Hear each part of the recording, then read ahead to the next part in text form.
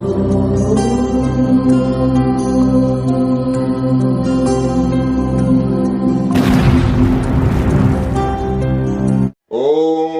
जय सियाराम। मित्रों, आप सभी दोस्तों का आदर्श धर्म प्रश्नोत्तरी कार्यक्रम में हार्दिक स्वागत है। आज का प्रश्न लिया है श्रीमती वंदना उपाध्याय का, घोड़ाखुरी, टिहरी, गढ़वाल, उत्तराखंड से। और इनका प्रश्न है कि गुरुजी, मैं आपके सभी वीडियो नियमित देखती हूं और आप सभी विषय को अच्छे से समझाते हैं। हमारा परिवार शुरू से ही इस्कॉन से संबंधित है। कृपया राधा रानी की महिमा पर व्याख्यान कीजिए। तो बहन, आदर्श धर्म का एकमात्र उद्देश्य ही सनातनियों में फैली गलतफहमी कि यह देवता, वह देवता, यह अवतार, वह अवतार बड़ा है या छोटा है, और ये विभिन्न उपसंप्रदाय, जाति, भाषा, क्षेत्र में बटे सभी हिंदुओं को एक सूत्र में बांधने का प्रयास हमारा मुख्य उद्देश्य है। समाज में फैली विषमताओं को जो स्वार्थी तत्वों ने अपने राक्षसी संप्रदाय को जमाने के लिए, सनातनी लोगों को बांटने के लिए फैलाई थी, जो गहरी खाई बन गई हैं। धर्म शास्त्रों में कहीं भी विषमता के लिए कोई स्थान नहीं है। कुछ ऐसा ही प्रश्न श्रीमान अशोक प्रजापति का है कि राधे राधे ही कहा जाए तो क्या परिणाम हो, और वही धर्म शास्त्रों के आधार पर लोगों को समझाने का मैं प्रयास करता हूं। भगवान राम, भगवान कृष्ण, भगवान शिव, शंकर, विष्णु, ब्रह्मा, परमात्मा, भगवान सभी एक ही हैं और सभी एक दूसरे के पर्यायवाची हैं। आज एक छोटी सी कथा के माध्यम से किशोरी जी के नाम की महिमा का गुणगान करते हैं। एक घरेलू महिला थी, उनका नाम था केतकी। वैसे तो वो परम कृष्ण भक्त परिवार की बहू थी, लेकिन उनकी सास बड़ी कड़क थी।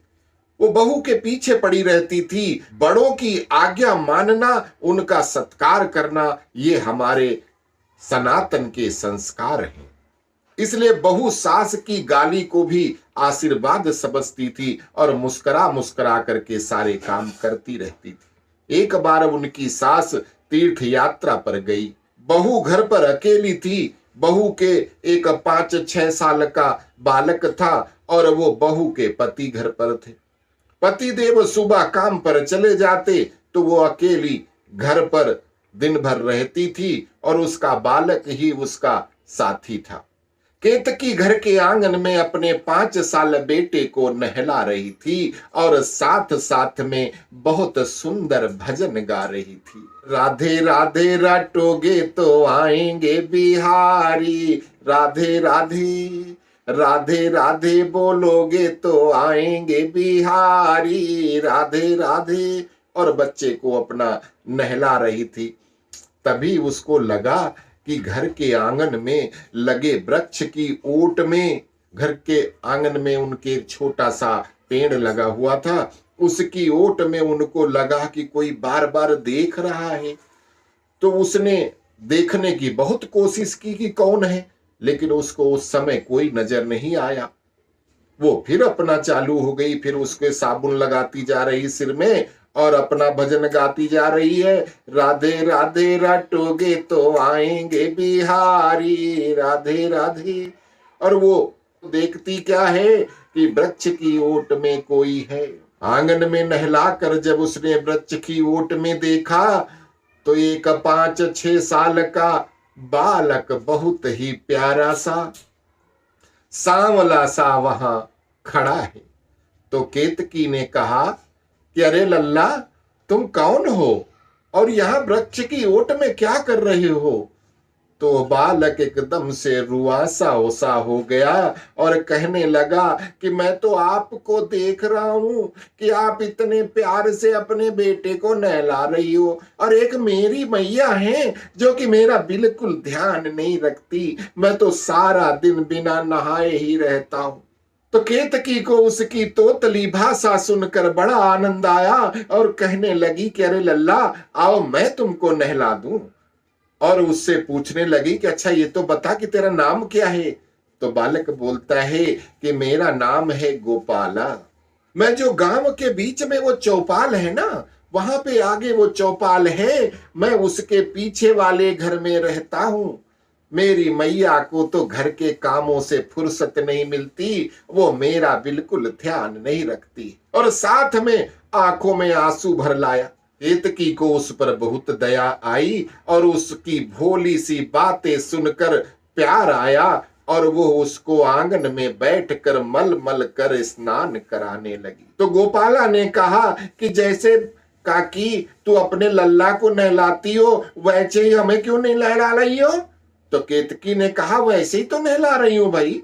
तो गोपाला कहता नहीं नहीं, साथ में वो भजन भी तो गा रही थी, वो वाला मुझे भी सुनाओ। तो केतकी मुस्कुरा पड़ी और साथ में गाने लगी कि राधे राधे रटोगे तो आएंगे बिहारी, राधे राधे राधे राधे बोलोगे तो आएंगे बिहारी, आएंगे बिहारी। अब उसने गोपाला को अच्छी तरह से नहलाया, उसकी आंखों में काजल लगाया, बड़ी सुंदर तरह से उसके बालों को संवारा और बोली गोपाला क्या सुबह से कुछ खाया है। तो गोपाला बहुत बेचारा सा मुंह बनाकर बोला अरे ना काकी, मेरी मैया को मेरी फिक्र ही कहाँ है, मैंने तो कुछ खाया भी नहीं।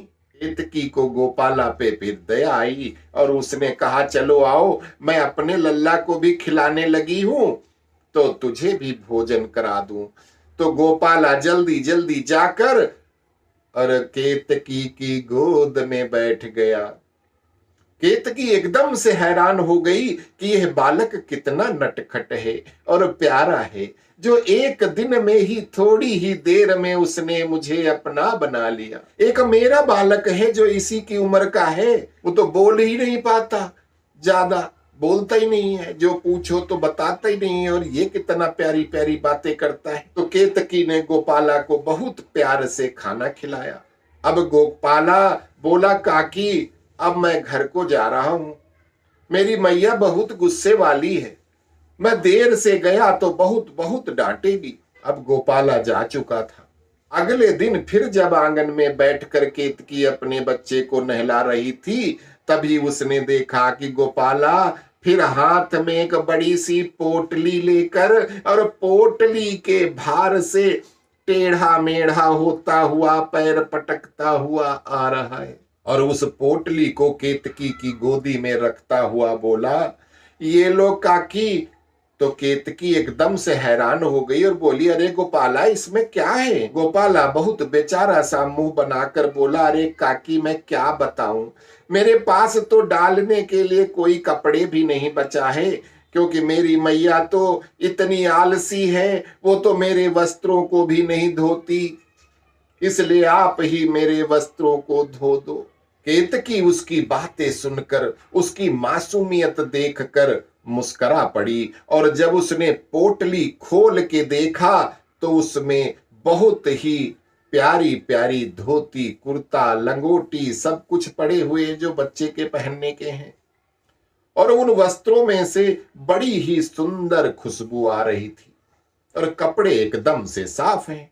तो केतकी इतने सुंदर साफ कपड़ों को देखकर गोपाला से कहती है कि गोपाला ये तो बिल्कुल साफ सुथरे कपड़े हैं, इनको क्या धुलाने के लिए लाए हो, ये तो बिल्कुल साफ हैं, ये तो बिल्कुल साफ सुथरे कपड़े हैं, इसमें से इतनी सुंदर खुशबू आ रही है, लगता नहीं कि ये कपड़े मैले हैं। बाल सुलभ बालक क्या होते हैं, थोड़ी देर में गुस्सा भी दिखाते हैं, थोड़ी देर में प्यार भी दिखाते हैं, थोड़ी देर में रोने भी लगते हैं, थोड़ी देर में हंसने भी लगते हैं। अब गोपाला आंखें तरेरता हुआ बोला अरे नहीं काकी, आप जानती नहीं हो मेरी मैया तो कपड़े मेरी धोती नहीं, उसको तो अपने श्रृंगार की पड़ी रहती है, तो उसने कोई इत्र लगाया होगा और जो उसके हाथों में लगा होगा वो मेरे कपड़ों में लग गया होगा, कपड़ों से पोंछ लिया होगा, ये उसी की खुशबू है। केतकी तो उस कपड़ों की खुशबू से निहाल हुई जा रही थी। तो गोपाला ने पूछा, क्या आप मेरे वस्त्रों को धो दोगी कि नहीं धोगी? केतकी बोली, हाँ हाँ धो दूंगी। तो गोपाला बोला, चलो मुझको स्नान करवाओ। तो केतकी ने मुस्कुराकर गोपाला को अच्छी तरह से स्नान कराकर उसके बालों को संवारा, आंखों में काजल लगाया और उसको बड़े प्यार से अपनी गोद में बिठाकर खाना खिलाया। ऐसे ही कितने दिनों तक गोपाला केतकी के घर आता रहा और केतकी अपने लाला के साथ साथ गोपाला को भी पूरा ध्यान से रखती थी। बड़े मजे से उनका दिन पार होता था। केतकी की सास तीर्थ यात्रा से वापस आ गई कुछ दिनों के बाद, लेकिन आज अचानक से वह वापस आई तो आते ही उसने जब घर की ऐसी हालत देखी, घर बिल्कुल बिखरा पड़ा है, कोई सामान इधर कोई उधर, तो हर बात के लिए टोकने वाली सास, और जब ऐसा देखे तो भला क्यों न बोले। अब केतकी को सांस लेने की भी फुर्सत नहीं रखी। सास ने घर वापस आते ही टोकती कि ये कितना घर गंदा पड़ा रहा है, फूहड़ कहीं की, कोई भी काम नहीं करती सही से। अब केतकी माफी मांगती है कि मैं साफ कर देती हूं। सास उस पर चिल्लाती रही, गालियों की बौछार कर दी। घर में इतना गंदा पड़ा है। केतकी को सारा दिन लग गया साफ करते करते। सास के घर वापस आ जाने से अब केतकी को एक मिनट की भी फुर्सत नहीं थी। ये करो वो करो, ये लाओ वो लाओ। वो अपने लाला को भी झटपट स्नान करवा देती थी। वो जब भी कोई काम करती उसका ध्यान गोपाला में ही लगा रहता था। वो घर के आंगन में 100 बार जाकर देखती कि आज गोपाला तो नहीं आया। गोपाला अपने कपड़े वहीं छोड़ गया था। वो 100 बार उन कपड़ों को संदूक से निकाल कर देखती कि उसने धोकर अंदर रख दिए थे। वो उन कपड़ों को सूंघती क्योंकि उसमें अभी भी बहुत अच्छे इत्र की खुशबू आ रही थी, और वो उन कपड़ों को अपने अंक में भींचती। उससे ऐसे लगता कि वो गोपाला को गले लगा रही है, क्योंकि ना जाने क्यों गोपाला से उसको इतना प्यार हो गया था। उसके ना आने से वो बार बार जाकर बाहर देखती, लेकिन गोपाला तो हो तब आए ना। वो 100 बार उस वृक्ष के चक्कर काटती थी कि शायद अब आया होगा, कहीं छिपा होगा, लेकिन वो नहीं होता था। अब तो केतकी को गोपाला की बहुत याद आने लगी। उसको न जाने अब क्या हो गया।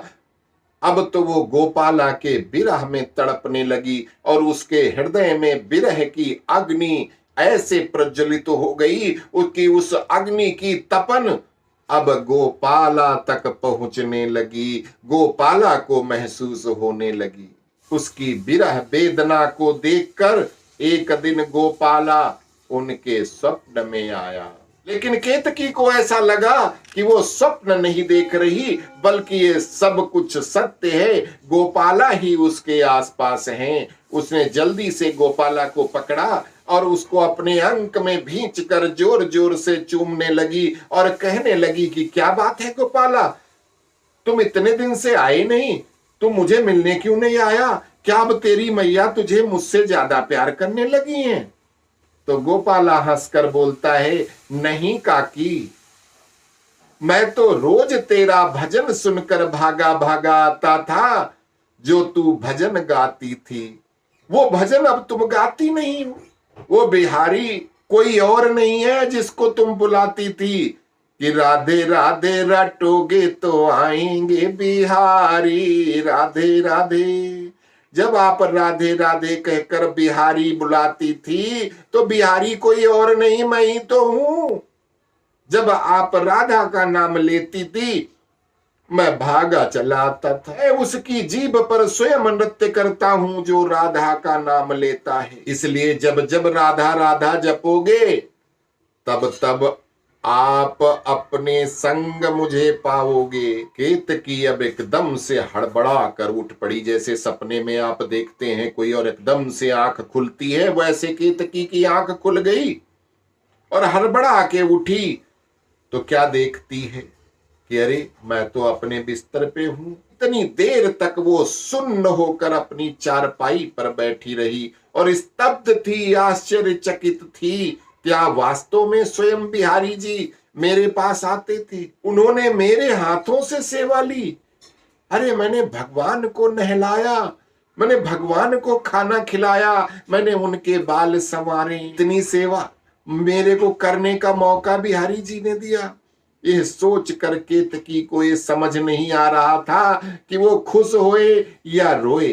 गोपाला के विरह में तड़पूं, राधे राधे बोलूं, क्या करूं। केतकी तो बावरी सी हो गई। उसके समझ में नहीं आ रहा था कि वो क्या करे। लेकिन अब उसको एक बात समझ में आ गई थी कि अगर गोपाला को पाना है तो मुझे राधे राधे जपना होगा। इसलिए हमें भी अगर बिहारी जी को, कृष्ण जी को पाना है तो क्या करना होगा? राधे राधे रटना होगा। तो ठाकुर जी तो खुद ही भागे चले आएंगे। इसलिए सब मेरे साथ मिलकर बोलो राधे राधे। राधे राधे जपोगे तो आएंगे बिहारी। राधे राधे बोलो राधा रानी सरकार की जय। राधे राधे श्याम।